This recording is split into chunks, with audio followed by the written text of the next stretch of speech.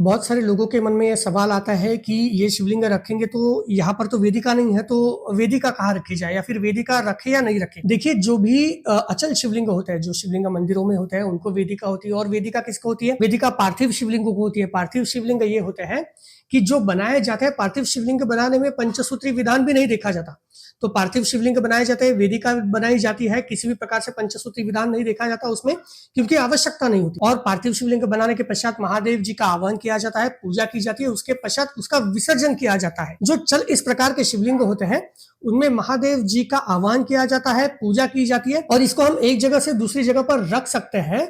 और इसके पश्चात जब भी पूजा करनी हो तो महादेव जी का फिर से आह्वान कर सकते हैं और पूजा कर सकते हैं। तो घर में जो भी इस प्रकार के शिवलिंग रखते हैं, तो उसको किसी भी प्रकार से वेदिका की आवश्यकता नहीं होती। बहुत सारी जगह पर जो शिवलिंगों के विषय में कहा गया, लिखा गया है, वो पार्थिव शिवलिंगों के विषय में कहा गया है। तो चल शिवलिंग जिसकी हमेशा पूजा करनी चाहिए, और पार्थिव शिवलिंग जिसको एक बार पूजा करने के पश्चात उसका विसर्जन किया जाता है। ये भेद जो है, लोग ये भेद भूल गए। इसकी वजह से आजकल देखा जाता है कि पार्थिव शिवलिंगों में जिस प्रकार से निर्माण होता है, वो शिवलिंग आजकल घर में पूजे जाते हैं। लेकिन अगर आपको घर में शिवलिंग रखने हैं तो इस प्रकार से ही शिवलिंग रखे जाते हैं। आगमों भी हमें उल्लेख प्राप्त होता है कि शिवलिंग ऐसे ही रखने चाहिए, और जो भी घर में शिवलिंग रखते हैं उनमें वेदिका की कोई आवश्यकता नहीं होती।